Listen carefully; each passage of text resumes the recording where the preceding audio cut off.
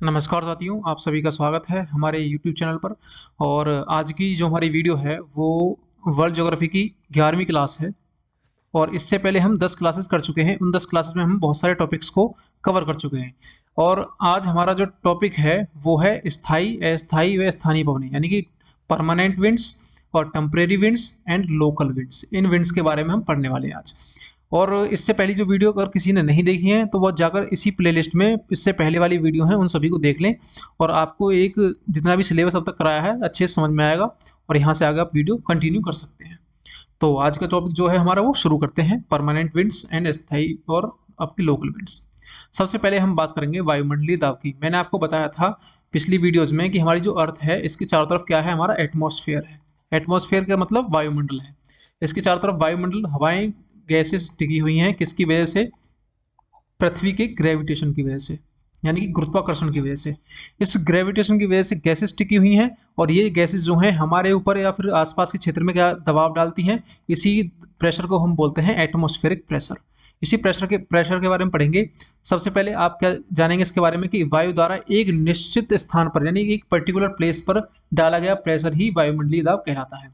Pressure को हम किस तरह से नापते हैं? प्रेशर नापने का जो तरीका है, अगर मैं 1 सेंटीमीटर स्क्वायर का एक बॉक्स ले लूँ, बॉक्स क्या, वो तो एक क्यूब हो जाएगा। मैंने एक स्क्वायर बनाया।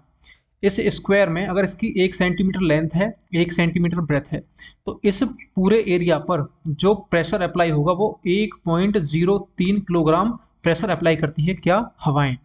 अगर मिली बार में बात करेंगे तो इसमें 1000 की मल्टीप्लाई कर दीजिए, आपका 1.1013 आपका मिली बार आपकी यूनिट हो जाएगी। अगर पूछे आपसे वायुमंडलीय दाब मापने की यूनिट क्या है तो इसका आंसर होगा मिली बार।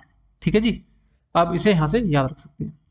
नेक्स्ट की बात करें तो आपको ये क्वेश्चन पूछ सकते हैं कि ये वायुमंडल दाब मापने का जो यंत्र है इसे क्या बोलते हैं? तो इसे बैरोमीटर बोलते हैं। ये बहुत ही छोटा क्वेश्चन है, ये सभी को पता होगा लगभग। ठीक, अगर देखिए बैरोमीटर से जब हम दाब मापते हैं तो इसमें आपका क्या होता है? पारा होता है, जिसे हम, इसका साइन है आपका Hg, जिसे मरकरी बोलते हैं। अगर पारा अगर पारा नीचे जा रहा है, पारा अगर नीचे जा रहा है तो इसका मतलब है आंधी व तूफान आएंगे। ठीक है, आंधी व तूफान आने की संभावना है। पारा नीचे तेजी से गिरता है। अगर पारा ऊपर की तरफ उठता है तो मौसम साफ रहने की संभावना है। ठीक, ये दो स्थिति बनती हैं आपकी पारे की वजह से। ओके, अब बात करते हैं, पृथ्वी पर एक फोर्स लगता है जिसका नाम है Coriolis force. Coriolis force, Coriolis force पृथ्वी पर लगता किस वजह से है? तो ये पृथ्वी के घूमने के कारण, यानी घूर्णन के कारण, पृथ्वी जो अपनी अक्ष पर चारों तरफ घूमती है। देखिए ये एक्सिस है, पृथ्वी इसके चारों तरफ यहाँ घूमती है अपनी एक्सिस के चारों तरफ। इसी घूमने की वजह से एक फोर्स अप्लाई होता है पृथ्वी पर, जिनकी वजह से विंड की डायरेक्शंस चेंज होती हैं। वो कहलाता है आपका कोरियोलिस फोर्स। अब कोरियोलिस फोर्स समझने से पहले आप समझिए क्या होता है, कोरियोलिस फोर्स का काम क्या है। अब पृथ्वी अपनी अक्ष पर यहाँ घूमेगी और इसका काम क्या है? 24 घंटे में लगभग एक चक्कर पूरा करती है पृथ्वी। तो सबसे तेज अगर कोई पॉइंट लूँ मैं, एक भूमध्य रेखा पर कोई पॉइंट है और एक आपका यहाँ पर पोल्स की तरफ कोई पॉइंट है, तो इस पॉइंट को 24 घंटे में यहाँ घूमने के लिए कम डिस्टेंस ट्रेवल करनी है और इस भूमध्य रेखा वाले पॉइंट को ज़्यादा डिस्टेंस ट्रेवल करनी है। तो इसका मतलब क्या है? ये जो नीचे वाला पॉइंट है ये ज़्यादा तेजी से घूमेगा और ऊपर वाला जो पॉइंट है पोल की तरफ, ये कम तेजी से घूमेगा, इसकी स्पीड कम होगी। इसका मतलब क्या है कि अगर अर्थ पर दो पॉइंट्स हैं, यहाँ पर मैंने इक्वल लिए, तो अगर ये 7 बजे दोनों पॉइंट्स यहाँ थे तो इसका मतलब क्या है कि ये पॉइंट थोड़ा सा यहाँ बढ़ेगा और नीचे वाला पॉइंट यहाँ पहुँच जाएगा। तो डिस्टेंस इसकी यहाँ से तेजी से घूमेगा 24 घंटे में। तो इसी वजह से विंड की डायरेक्शंस चेंज होती हैं, और वो क्यों होती है अभी बताऊंगा आगे। चलिए, पृथ्वी के घूर्णन के कारण लगने वाला बल क्या कहलाता है? Coriolis force. सिंपल सी बात है, यह हमेशा गतिमान वस्तु के लंबवत रहेगा, इसे देखते हैं, सिंपल सी बात है। और इसकी वजह से क्या होता है कि वेलोसिटी और स्पीड जो है वो चेंज नहीं होती है। जो विंड की वेलोसिटी है और स्पीड है उस पर कोई फर्क नहीं पड़ेगा, सिर्फ डायरेक्शन पर फर्क पड़ेगा। और मैंने आपको बताया था ये जो फोर्स होता है कहाँ पर अधिक लगता है? निम्न अक्षांशों पर अधिक होता है और उच्च अक्षांशों पर कम होता है। यहाँ पर कम है, ये बाई मिस्टेक गलत लिखा हुआ है। जैसे ये अर्थ है, यहाँ पर अगर बात करूँ मैं, निम्न अक्षांश मतलब 0 डिग्री की तरफ जाएं तो निम्न और 90 डिग्री की तरफ जाएं तो उच्च अक्षांश। तो यहाँ पर ये फोर्स निम्न की तरफ ज़्यादा लगेगा और अगर मैक्सिमम की तरफ जाएं ऊपर की तरफ तो यहाँ पर ज़्यादा लगेगा। ओके, देखिए अब हमने पृथ्वी का रिप्रेजेंटेशन किया यहाँ पर। तो पृथ्वी को हमने कुछ अक्षांशों में इस तरह से डिवाइड कर लिया। जो पृथ्वी की बीच वाली लाइन है आप यहाँ देख पा रहे हैं, इसे हम बोलते हैं 0 डिग्री इक्वेटर। और इसके ऊपर हम बढ़ते चले जाएंगे तो यहाँ पोल्स की तरफ पहुंच जाएंगे। और प्रेशर की बात करें तो यहाँ पर टेम्परेचर जो है बीच में भूमध्य रेखा के आसपास वाले क्षेत्र में टेम्परेचर होता है ज़्यादा, क्योंकि सूर्य की किरणें यहाँ साल भर सीधे पड़ती हैं, तो इसी वजह से यहाँ पर टेम्परेचर ज़्यादा होगा। टेम्परेचर ज़्यादा होने की वजह से यहाँ पर प्रेशर कम होगा। मैं पिछली वीडियोज़ में आपको बता चुका हूँ कि जहाँ पर टेम्परेचर ज़्यादा वहाँ प्रेशर कम, खुले सिस्टम में। यहाँ खुला सिस्टम है, ओपन सिस्टम है, इसी वजह से यहाँ पर आपका प्रेशर जो होगा वो कम होगा। अब प्रेशर यहाँ पर कम है, सॉरी यहाँ पर माइनस, और यहाँ प्रेशर आपका ज़्यादा है। मैंने बताया था हवाएं ज़्यादा प्रेशर की तरफ से कम प्रेशर की तरफ मूव करती हैं, तो यहाँ पर हवाएं वास्तव में इस तरह से मूव करनी चाहिए थी। लेकिन होता क्या है कि जैसे एक पॉइंट मैंने यहाँ लिया, ये यहाँ से यहाँ तक पहुँचने में ज़्यादा डिस्टेंस कवर करेगा और तेजी से चलेगा पॉइंट कोरियोलिस फोर्स की वजह से, और ये वाला पॉइंट यहाँ पर पहुँच पाएगा कम। जो हवाएं यहाँ से चलेंगी वो इस तरह से आगे ना, सीधी इस डायरेक्शन में ना पहुंचकर ये हवाएं इस पॉइंट पर पहुंचेंगी, क्योंकि ये पॉइंट आपका यहाँ पर तेजी से आगे पहुंच गया होगा। सिंपल सी बात, अगर दोबारा समझें कि ये पॉइंट आपका मान लीजिए चलकर यहाँ पहुंच गया और हवाएं इस पॉइंट से चलनी शुरू हुई, ये इसी पॉइंट पर जाकर मिलेंगी, यहाँ सीधी ना आकर आगे के पॉइंट पर मिलेंगी। जो यहाँ पॉइंट पहले था वो यहाँ आ चुका होगा। सिंपल समझिए, ऊपर से हवाएं चली और ऊपर से हवाएं चलने वाली, जैसे ही ये वाला पॉइंट बहुत दूरी डिस्टेंस कवर करके यहाँ आ जाएगा और हवाएं इस तरह इस पॉइंट पर मिल जाएंगी, तो हवाएं यहाँ पर राइट डायरेक्शन में मुड़ जाएंगी। तो हवाएं किस तरफ मुड़ेंगी यहाँ पर, ऊपरी उत्तरी गोलार्ध में राइट डायरेक्शन की तरफ, राइट हैंड की तरफ। यहाँ हवाएं मुड़ गई और इसी तरह से ये लेफ्ट की तरफ मुड़ जाएंगी उसमें आपके दक्षिणी गोलार्ध में। ओके, ये हवाओं की होगी डायरेक्शन।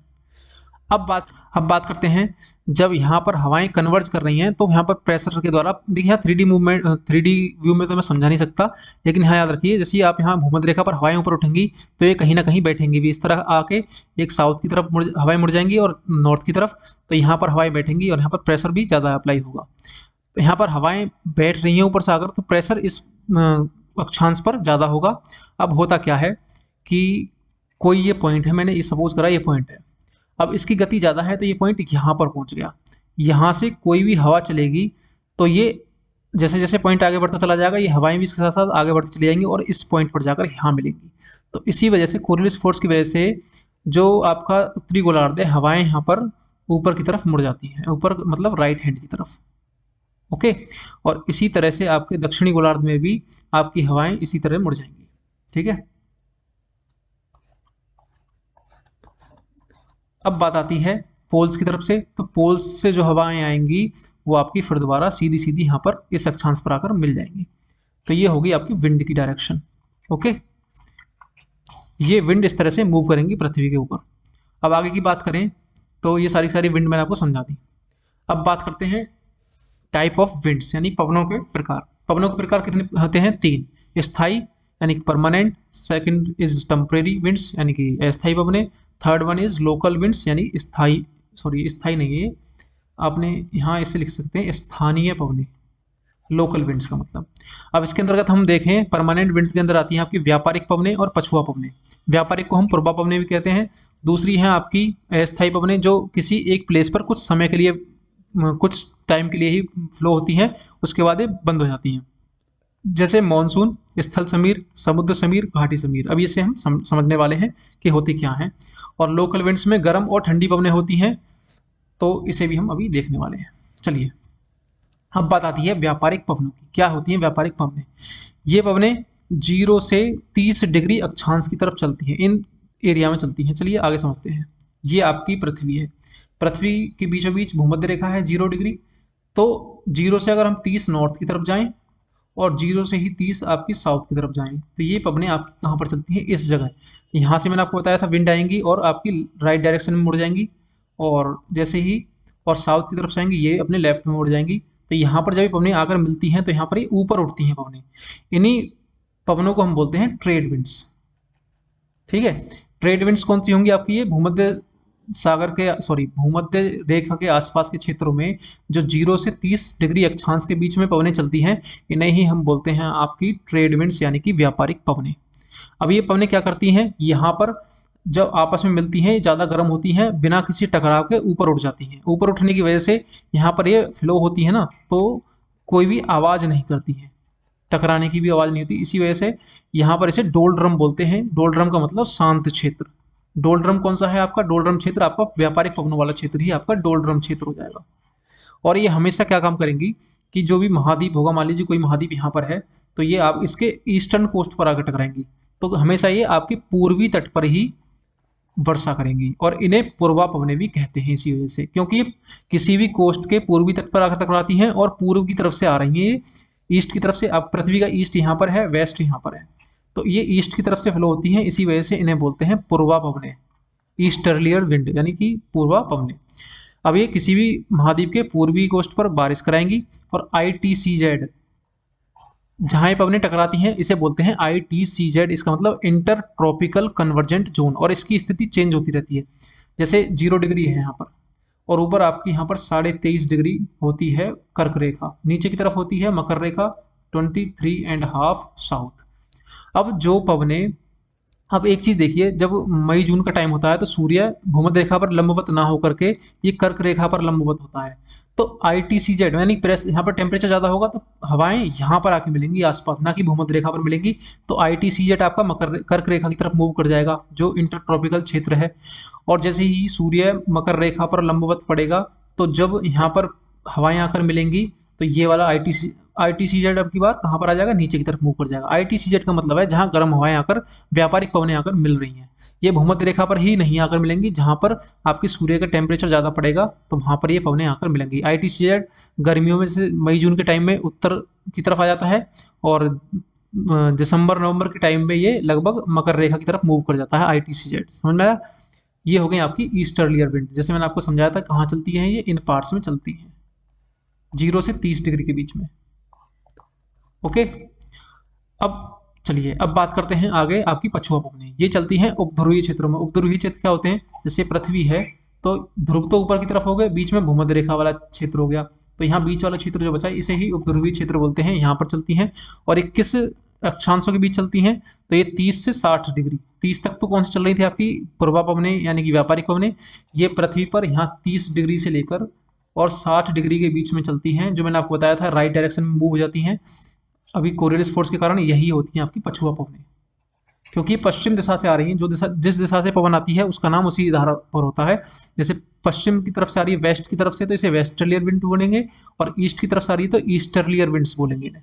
ओके, तो ये पवनें जो होंगी, पछुआ पवनें आपकी यहाँ से इस तरह ओरिजिनेट होंगी 30 डिग्री से 60 डिग्री के बीच में, और एक कोरियलिस प्रभाव की वजह से चलती है। अब होता क्या है कि ये पवनें हमेशा कहाँ पर बारिश कराएंगी? ये किसी भी महाद्वीप के पश्चिमी तट पर बारिश कराती हैं, क्योंकि हवाएं पश्चिम की तरफ से आ रही हैं, तो यहाँ पूर्व तट पर जाकर तो बारिश कराएंगी नहीं, पश्चिमी तट पर ही बारिश कराएंगी। और जैसे आप देख पा रहे हैं, ये पवनें उत्तरी गोलार्ध में पर्वतों से टकराकर वर्षा कराती हैं। और देखिए यहाँ पर लैंड मास ज़्यादा है, उत्तरी भाग में लैंड एरिया ज़्यादा है और आपका साउथ पार्ट में लैंड एरिया कम है, तो इस वजह से यहाँ पर हवाएं किसी महाद्वीप, पर्वत या पहाड़ से नहीं टकराती हैं। इसी वजह से यहाँ पर इनकी जो गति होती है यानी वेलोसिटी बहुत ज़्यादा हो जाती है। यहाँ पर ये टकराती हैं पहाड़ों से, यहाँ वर्षा कराती हैं, लेकिन ये साउथ की तरफ ये टकराती नहीं किसी से भी, क्योंकि लैंड एरिया कम है, तो इसी वजह से इनकी जो स्पीड है वो बहुत अधिक हो जाती है। और ये कुछ तरह से कुछ साउंड उत्पन्न करती हैं। जैसे जैसे साउंड उत्पन्न करती हैं इनका नाम रखा हुआ है। जैसे मैंने बता दिया ये आपको पछुआ पवनें। अब देखिए किस तरह का साउंड उत्पन्न करेंगी। जैसे यहाँ पर आपकी एक विंड है 30 से 60 डिग्री के बीच में चलती है, 30, 40, 50 और 60, ये अक्षांश है। मैंने आपको बताया ना 0 डिग्री अक्षांश से हम चल रहे हैं, 60 डिग्री, 30 डिग्री और 60 डिग्री, और यहाँ पर आपकी 50 30 के बाद 50, सॉरी 4 है यहाँ पर, गलती हो गई, 30, 40 और 50, 3 है, 30 degree, 40 degree and 50 degree, 30, 40 and 50 degree west. अब इनका काम क्या है कि ये जो 40 डिग्री के आसपास चलती है, 40 डिग्री के आसपास जो हवाएं चलती हैं इस क्षेत्र में, इसे बोलते हैं हम रोरिंग 40s यानी दहाड़ता चालीसा। जो हवा 50 डिग्री के आसपास चलेगी, 50 डिग्री के आसपास, उसे बोलेंगे फ्यूरियस 50s यानी प्रचंड 50। और जो हवा 60 डिग्री के आसपास चलेगी उसे हम बोलते हैं आपकी चीखता साटा यानी कि शर्किंग 60s। इनके आपके 3 नाम हैं। जो 40 डिग्री अक्षांश की तरफ चलेगी दक्षिण की तरफ, उसे रोरिंग 50s बोलेंगे, 40 बोलेंगे। 50 अक्षांश पर जो चलेगी उसे बोलेंगे फ्यूरियस 50s, और 60 की तरफ जो चलेगी उसे बोलेंगे हम सर्किंग 60s। तो इसे चीखता साटा बोलते हैं। इन हवाओं के ये नाम है, आप इन्हें याद कर लीजिए। अब बात आती है, हमने पृथ्वी को कुछ जोन्स में डिवाइड किया। यहाँ पर ये कुछ जोन है, जैसा आप यहाँ एक जोन देख पा रहे हैं, दूसरा जोन ये है, और बीच वाला जोन एक, और फिर दोबारा नीचे की तरफ ये जोन। अब इन जोन्स के बारे में हम पढ़ते हैं कौन कौन से हैं ये। सबसे पहले इक्वेटर, ये बेल्ट है, इन्हें हम बेल्ट भी बोलते हैं, प्रेशर जोन्स भी बोल सकते हैं, बेल्ट्स भी बोल सकते हैं। तो जो पहला आता है आपका equatorial tropical high pressure belt. ठीक है, सबसे पहले प्रेशर लो होगा, यहाँ पर गलती से लिखा हुआ हाई, क्योंकि यहाँ पर टेम्परेचर, ये जो बेल्ट है बीच वाली आप यहाँ देख पा रहे हैं, यहाँ पर टेम्परेचर तो होगा ज़्यादा और यहाँ प्रेशर होगा कम, सॉरी प्रेशर ज़्यादा होगा, टेम्परेचर कम, बाय मिस्टेक गलती से। बीच वाला क्षेत्र आपका ये है, और यहाँ पर आपका टेम्परेचर ज़्यादा होगा, प्रेशर होगा आपका कम, ये कम प्रेशर वाला क्षेत्र है। और क्वांटिटी ऑफ एयर कितनी होगी, मैक्सिमम, क्योंकि यहाँ सारी की सारी हवाएं आकर नीचे मिलती हैं, मैंने आपको भी बताया था। तो ये हवाओं के मिलन का क्षेत्र होता है। ठीक है, प्रेशर होता है यहाँ पर कम। एक जून ये हो गया। अब बात आती है, और इसकी बात करें कहाँ से कहाँ तक होता है ये, तो 10 डिग्री नॉर्थ से 10 डिग्री साउथ तक। अगर मैं यहाँ देखूँ 10 डिग्री नॉर्थ और यहाँ पर 10 डिग्री साउथ, इसके बीच वाला क्षेत्र जो होगा आपका ये equatorial tropical low pressure zone होगा, लो प्रेशर बेल्ट। ओके, अब बात करते हैं नेक्स्ट पोलर बेल्ट। ऊपर है आपका पोलर बेल्ट, ये वाली पोलर बेल्ट। पोलर बेल्ट की जो डायरेक्शन है ये होती है आपकी 66.5 से 90, यानी कि यहाँ 66.5 डिग्री से 90 डिग्री तक जो बेल्ट होती है ये वाली, इसे हम बोलते हैं आपकी पोलर बेल्ट। पोलर बेल्ट पर प्रेशर कैसा होगा, क्योंकि यहाँ ठंड ज़्यादा है तो प्रेशर होगा आपका ज़्यादा। ठीक है, ओके। अब टेम्परेचर लो होगा यहाँ पर और प्रेशर होगा आपका हाई, जो कि एक दूसरे के विपरीत होते हैं। एयर डेंसिटी मैक्सिमम, यहाँ पर वायु का घनत्व जो होगा वो ज़्यादा होगा, क्योंकि यहाँ वायु वायु जो होगी वो भारी होगी। नेक्स्ट, अब बात आती है सब ट्रॉपिकल प्रेशर बेल्ट, जो कि अब हम यहाँ पढ़ेंगे। सब ट्रॉपिकल प्रेशर बेल्ट ये वाली, इसका क्या है, ये 23.5 डिग्री से लेकर 35 डिग्री तक, 23.5, देखिए यहाँ पर 23.5 से लेकर आपकी 35 डिग्री तक, इसे बोलते हैं सब ट्रॉपिकल प्रेशर बेल्ट। और यहाँ पर प्रेशर हाई होता है, जैसा मैंने आपको बताया था अभी पीछे, और यहाँ पर टेम्परेचर आपका कम होगा थोड़ा सा इक्वेटोरियल की अपेक्षा। ठीक है, ये बेल्ट हमने डिवाइड कर ली इस तरह से। अब हमने इन क्षेत्रों को कुछ बांटा, पृथ्वी के कुछ क्षेत्र हैं जिन्हें हम बांटा। बीच वाला क्षेत्र जो होगा आपका, और एक ऊपर नीचे वाले क्षेत्र होंगे। देखिए यहाँ से लगभग, हाँ, 0 से डिग्री, यानी 30 डिग्री मैं हाँ ले लूँ, 30 डिग्री मैंने नीचे ले लिया, तो इस क्षेत्र को हम बोलेंगे उष्ण कटिबंधीय क्षेत्र, यानी कि ट्रॉपिकल जोन। 30 से 66 डिग्री एंड हाफ तक ये होगा आपका सब ट्रॉपिकल, यानी उपोष्ण कटिबंधीय क्षेत्र। ऐसे ही नीचे होगा 30 से 60, और 60 से 90 नीचे की तरफ होगा पोलर रीजन, और ऊपर भी आपका पोलर रीजन होगा। ओके, चलिए अब देखते हैं हम जो कुछ विंड हैं। अब आपकी आती हैं अस्थायी पवनें, जिसमें सबसे पहले आती है घाटी समीर, और फिर आपकी पढ़ेंगे हम समुद्र और स्थल समीर। घाटी समीर क्या होती है, जैसे मैंने माना कि ये कोई माउंटेन है, माउंटेन यहाँ पर है और इसके पास में ये घाटी है, क्योंकि जो घाटी होती है माउंटेन से थोड़ी नीचे होती है, तो इस वजह से जब यहाँ पर सूर्य का टेम्परेचर, यहाँ पर मैंने सन ले लिया, ये इस सन का यहाँ पर सीधा लाइट पड़ेंगी, तो यहाँ प्रेशर आपका, सॉरी टेम्परेचर होगा ज़्यादा। टेम्परेचर ज़्यादा होने की वजह से हवाएं यहाँ पर गर्म होंगी और हवाएं ऊपर उठना शुरू होंगी। ऊपर उठेंगी किस डायरेक्शन में, पर्वतों के सहारे। जैसे जैसे पर्वतों के सहारे ऊपर उठेंगी, ऊपर उठने के साथ इनका जो टेम्परेचर है वो कम होता चला जाएगा। पहले यहाँ पर टेम्परेचर ज़्यादा था, यहाँ हवाएं ठंडी होंगी। मैंने आपको वायुमंडल की परतों वाले क्षेत्र में बताया था क्यों ठंडी होती हैं हवाएं। जैसे ही ऊपर उठेंगी तो यहाँ पर इन पर संघनन की क्रिया होगी। संघनन का मतलब जो इनकी जलवाष्प, जो यहाँ से ये जलवाष्प लेकर उठी थी, जलवाष्प को ये धीरे धीरे पानी की बूंदों में परिवर्तित करेंगी। इसकी वजह से यहाँ पर क्लाउड्स का फॉर्मेशन होगा, क्लाउड्स बनेंगे, क्लाउड्स की वजह से यहाँ पर रेनफॉल होगा। तो इसे बोलते हैं यहाँ पर रेनफॉल होगा, इस एरिया में होगा आपका रेनफॉल। इन्हीं विंड को हम बोलते हैं, आपकी घाटी का तापमान यहाँ पर बढ़ता है और आपकी ढलान के सहारे नमी लेकर ऊपर उठती हैं, यहाँ पर क्लाउड का फॉर्मेशन होता है और बारिश होती है। तो इन्हीं विंड को हम बोलते हैं एनाबैटिक विंड, एनाबैटिक विंड, जिन्हें हम बोलते हैं घाटी समीर। जो घाटी से उठी और पर्वतों के सहारे ऊपर उठकर यहाँ पर इन्होंने रेनफॉल कराया इस क्षेत्र में, इसे ही हम बोलेंगे एनाबैटिक विंड, यानी घाटी समीर। अब होता क्या है कि जैसे ये हवाएं ऊपर पहुँचती हैं, ऊपर पहुँचने के बाद, एक मिनट, यहाँ पर हवाएं पहुंची। अब इस यहाँ पर पहुंचने के बाद हवाएं नीचे उतरेंगी। जैसे जैसे नीचे उतरेंगी, हाँ हवा ठंडी है, यहाँ पर टेम्परेचर इनका कम है, और जैसे नीचे उतरेंगी तो गर्मी बढ़ती चली जाएगी और टेम्परेचर इनका बढ़ता चला जाएगा। जैसे ही टेम्परेचर बढ़ेगा तो वायु में जल की जो बूंदें थी, इन बूंदों का वाष्पन दोबारा शुरू हो जाएगा, यानी बूंदें फिर से भाप में बदलना शुरू हो जाएंगी और संघनन की क्रिया नहीं होगी। इसी वजह से यहाँ पर रेनफॉल नहीं होगा। यहाँ रेनफॉल नहीं होगा तो इसका मतलब क्या है, यहाँ पर इस क्षेत्र को हम बोलते हैं rainfall shadow reason, rainfall shadow reason. ये हो गया आपका रेनफॉल शेडो रीजन। कौन सा? जिस तरफ से हवा उठी वो आपका एनाबेटिक विंड की वजह से, और आपका दूसरी तरफ जहाँ हवाएं नीचे उतर रही हैं और बारिश नहीं कर रही है, इसे बोलेंगे हम रेनफॉल शेडो रीजन। ओके, देखिए आगे देखेंगे, जैसे पर्वत समीर बोलते हैं, जैसे हम इसी को हम बोलते हैं पर्वत समीर। यहाँ से हवाएं उठी, ये तो हो गई आपकी घाटी समीर, और नीचे जब यहाँ पर्वत से हवा उतरेगी नीचे, इसे बोलते हैं पर्वत समीर यानी कैटाबेटिक विंड। इन्हें बोलते हैं कैटाबेटिक, कैटाबेटिक एंड अदर वन इज एनाबेटिक। ये हो गए आपके एनाबेटिक और कैटाबेटिक विंड। समझ में आई होंगी, नहीं समझ में आई तो आप इसे वीडियो को दोबारा देख लीजिए। अब बात आती है स्थल व समुद्र समीर। जो पवने, स्थल पवने कौन सी होंगी, समुद्र पवने कौन सी होंगी, इन्हें समझने वाले हैं। देखिए ये हमारी लैंड एरिया है, यानी कि ये महाद्वीप है कोई भी, और इधर इसके साइड में आपका यहाँ पर सी है।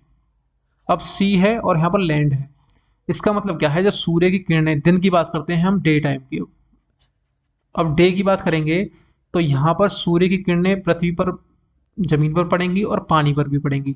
लेकिन होता क्या है कि जो पानी है, वाटर है, वो धीरे धीरे गर्म होता है, और जो आपकी लैंड एरिया है ये आपका ज़्यादा जल्दी गर्म होता है। ज़्यादा जल्दी गर्म होने की वजह से यहाँ पर टेम्परेचर होगा ज़्यादा और इधर टेम्परेचर होगा कम।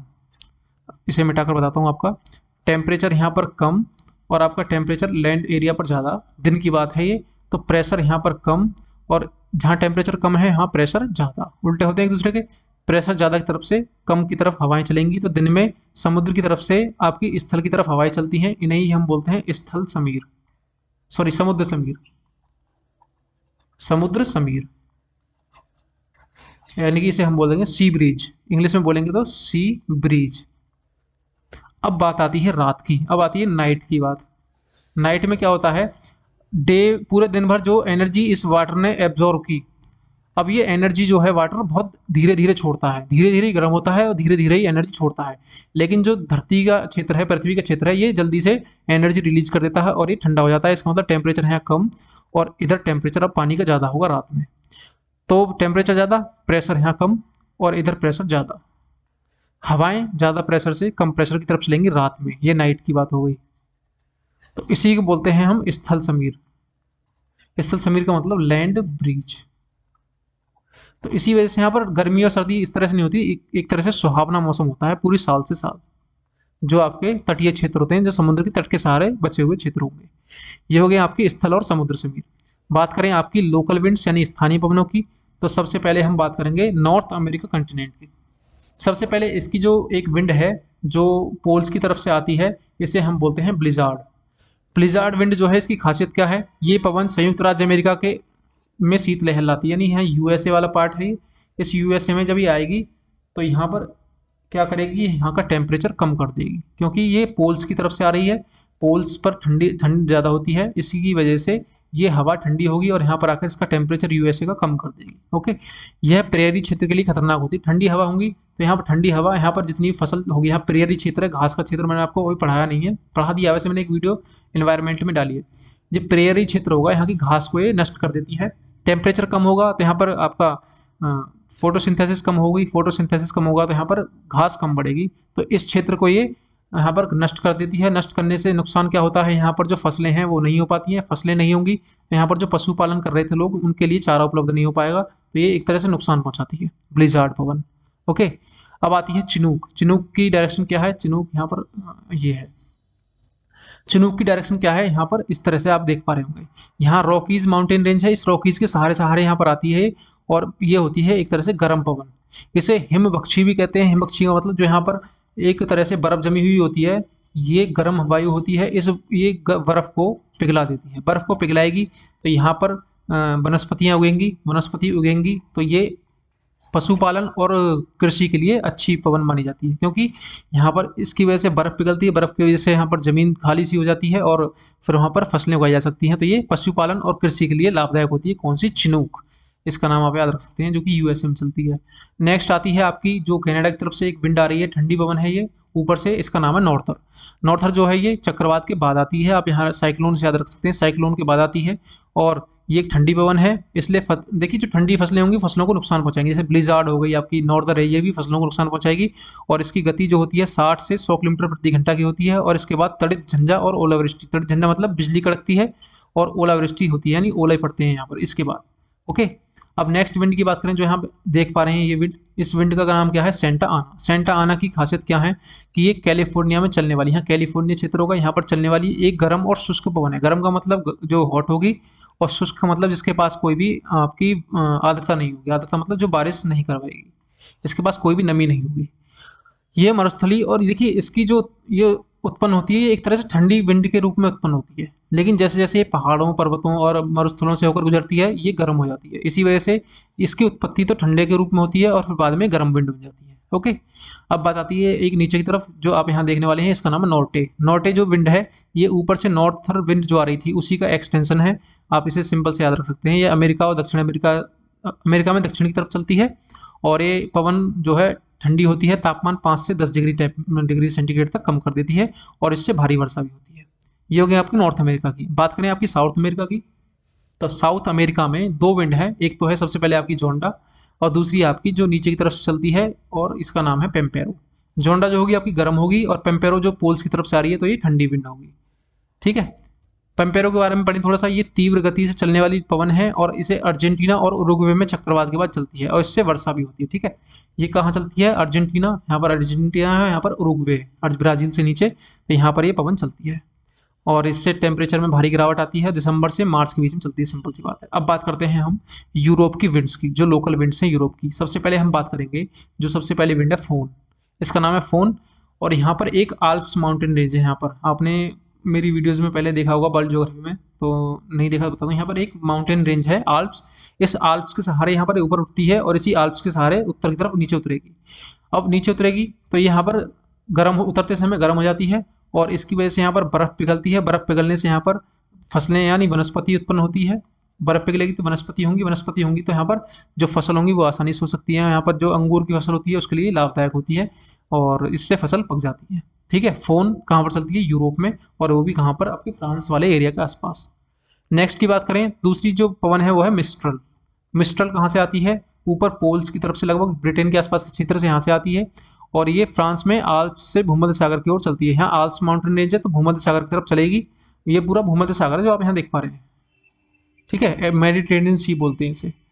अब बात आती है आपकी मिस्ट्रल के बाद बोरा। ये है बोरा। ये ठंडी एवं शुष्क हवा है। मिस्ट्रल की अपेक्षा यह अधिक आर्द्र होती है। आर्द्र मतलब ये अपने साथ नमी लेकर आती है, और ये वर्षा भी कराती है। ठीक है। अब इसकी गति जो होती है 160 किलोमीटर प्रति घंटे तक होती है।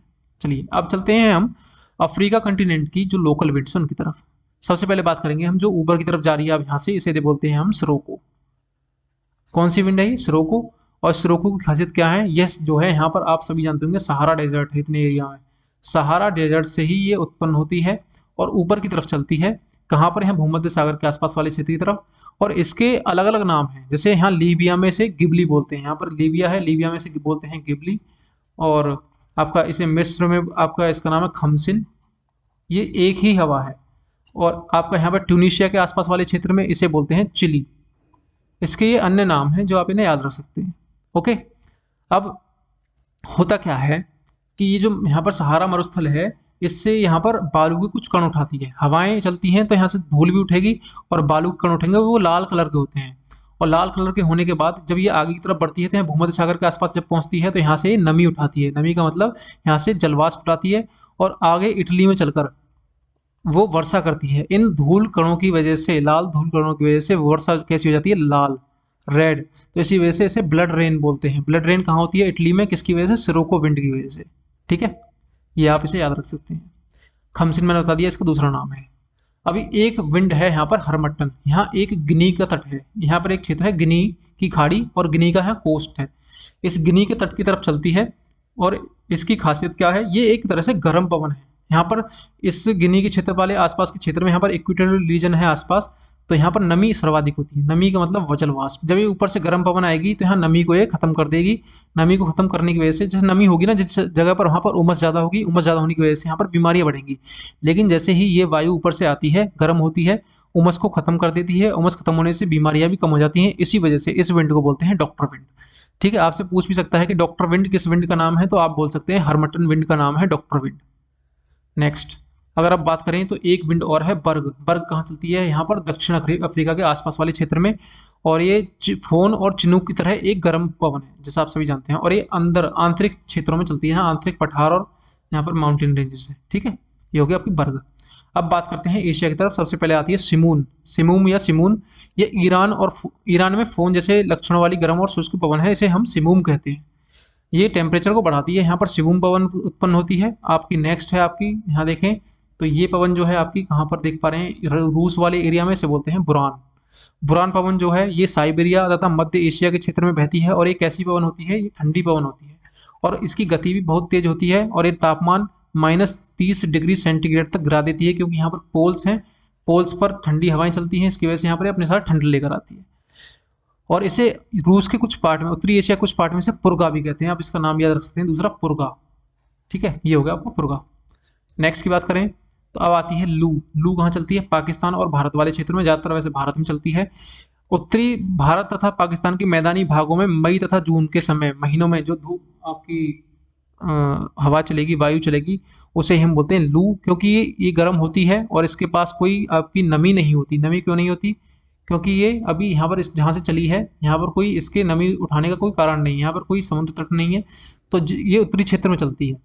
तो नमी ना होगी तो ये बारिश भी नहीं कराएगी, और जितनी गर्म होगी ये नुकसान ज़्यादा पहुंचाती है। इतनी कष्टदायक भी होती है ये कि अगर किसी व्यक्ति को ज़्यादा लू लग जाए तो उसकी मृत्यु भी हो सकती है। तो लू कहाँ चलती है? आप लोकल विंड है भारत की और पाकिस्तान की। नेक्स्ट की बात करें तो ये आती है शामल। शामल कहाँ चलती है? इराक के दजला फरात के मैदान में चलती है। यहाँ इराक है, इराक के दजला फरात वाले एरिया में चलती है। और ये ग्रीष्मकालीन पवन है और तीव्र गति के साथ चलती है, धूल भरी आंधी लाती है। और ये भारत में भी चलती है शीत ऋतु में, लेकिन इसका प्रभाव जो है भारत में कम होता है। अब बात करते हैं सारी की सारी हमने जो विंड पढ़ी हैं, इन विंड को हम वर्ल्ड मैप पर अगर हम देखें तो सबसे पहले हम नॉर्थ अमेरिका की तरफ चलेंगे। यहाँ पर नॉर्थ अमेरिका है, इसकी तरफ चलेंगे। सबसे पहले विंड आती है आपकी कौन सी? ब्लिजार्ड। ब्लिजार्ड के बाद में आपका चिनूक। चिनूक के बाद में नॉर्दर्न, जो मैंने आपको बताया था अभी। नॉर्दर्न के बाद में आपकी यहाँ पर सेंटा आना। सेंटा आना के बाद नीचे की तरफ आपकी नॉर्ट है। ये हो गई आपकी नॉर्थ अमेरिका की विंड्स। अब बात करते हैं हम साउथ अमेरिका की तरफ। तो यहाँ पर दो विंड बताई थी आपको मैंने, जोंडा और पेम्पेरो। इसके बाद यूरोप में पहुंचते हैं तो ऊपर से एक विंड आती है मिस्ट्रल, जो आप देख पा रहे हैं। मिस्ट्रल के बाद में एक होती है फोन। फोन के बाद में बोरा, और बोरा के बाद में आपकी लेवेंटे और होती है। इससे आगे पढ़ने वाले हैं। चलिए अब अफ्रीका की तरफ चलते हैं। अफ्रीका में कौन कौन सी विंड है? सबसे मेन इंपॉर्टेंट है आपकी सिरोको। सिरोको के बाद इसे खमसिन बोलते हैं, कहाँ पर? आपके मिस्र में खमसिन बोलते हैं। और एक हरमट्टन है, हरमट्टन के बाद में बर्ग है। ये होगी आपकी अफ्रीका की। इसके बाद में बुरान है आपकी रशिया में, उत्तरी एशिया की तरफ। और आपका फिल्लू है इंडिया में, खमसिन सामल और आपकी यहाँ पर शिमूम, ये हो गई आपकी एशिया में। अब बात करते हैं नेक्स्ट। तो एक लेवेंटे नाम से चलती है यूरोप में, इसे हम बोलते हैं लेवेंटे। और इसके बाद चलती हैं आपकी एक ऑस्ट्रेलिया में है आपकी कौन सी? ब्रिकफील्ड। जैसे आप यहाँ देख पा रहे हैं ये है ब्रिकफील्ड, ब्रिकफिल्डर। और ब्रिकफिल्डर के बाद में आपकी यहाँ पर न्यूजीलैंड में कौन सी? नॉर्वेस्टर। न्यूजीलैंड की है नॉर्वेस्टर, इन्हें आप याद रख सकते हैं। कुछ विंड लोकल ये हो गई। अब हम समझते हैं ठंडी और गर्म विंड कौन सी है। एक योमा और है, इसे और जापान की याद रख लीजिए। योमा कहाँ पर? जापान में। ओके, अब नेक्स्ट की बात करें तो अब आती हैं गर्म अस्थायी पवनें और आपकी ठंडी। गर्म में कौन कौन सी? लू है, फोन है, चिनूक है, हरमट्टन है, बर्ग है, सिरोको, सामल, सेंटाना और योमा और जोंडा। ये मैंने आपको बताई सारी सारी, ये कितनी है? गर्म है, जो आपको मैंने मैप पर समझाएंगे। ठंडी की बात करें तो ब्लिजार्ड हो गई आपकी, नॉर्थर हो गई, बुरान हो गई, पंपेरो हो गई, मिस्ट्रल, बोरा, नॉर्वेस्टर एंड ब्रिकफिल्डर। ये आपकी कौन सी हैं? ये हो गई आपकी ठंडी पवनें जो कोल्ड हैं, और ये आपकी हॉट विंड्स हैं। स्क्रीनशॉट लेना चाहें स्क्रीनशॉट ले सकते हैं। और आज की वीडियो हम यहीं रोकते हैं, और उम्मीद है आपको टॉपिक ये अच्छा लगा होगा। अच्छा लगा है, देखिए काम करिए, जो आप यहाँ पढ़े हैं इसे किसी बुक से जरूर पढ़ें, जिससे आपका जो नॉलेज है वो परमानेंट हो सके। ठीक है, चलिए मिलते हैं आपसे अगली वीडियो में, तब तक के लिए नमस्कार एंड थैंक यू।